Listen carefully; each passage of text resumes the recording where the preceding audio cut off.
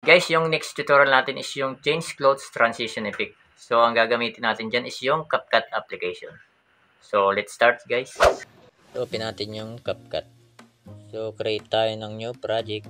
Then, hanapin natin yung video shoot natin. Bali guys, yung video shoot natin is dapat dalawa siya.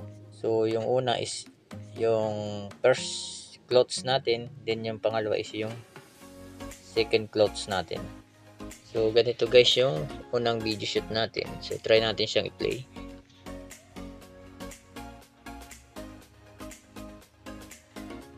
So, ayan guys, dapat ganyan yung tema ng video shoot natin.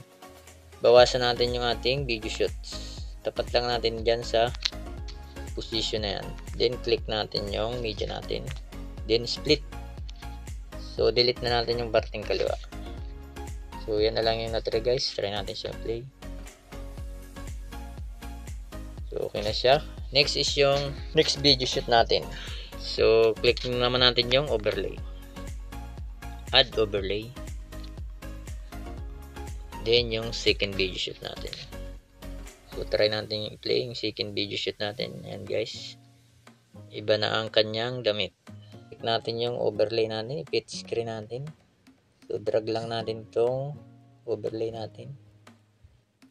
So, para ma-fit screen, wait lang nating pumuti yung gilid niya.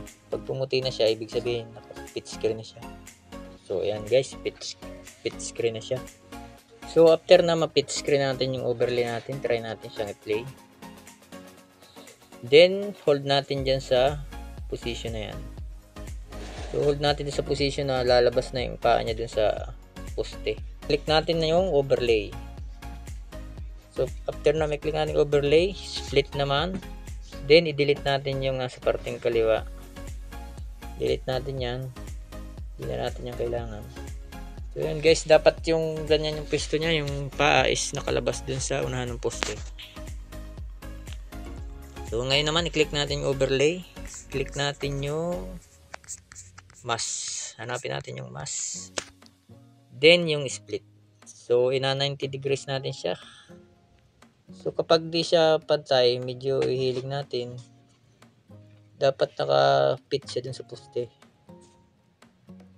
Dun tayo magkukuha ng transition. So yun, 92 degrees ang kinalabasan guys.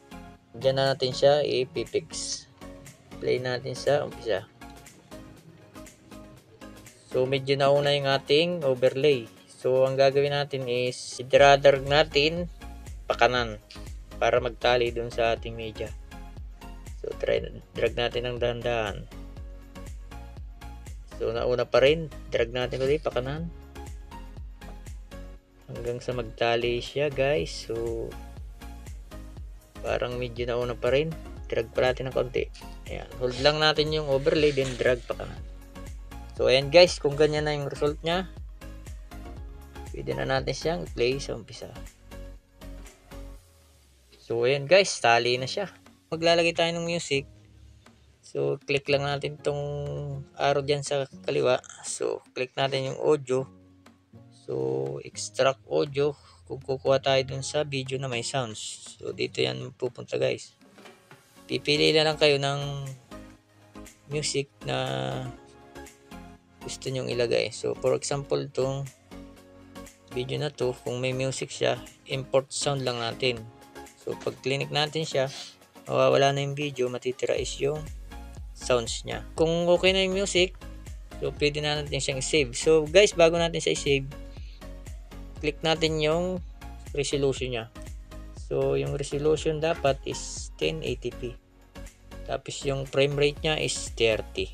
So, yun guys, pwede na natin siyang i-save.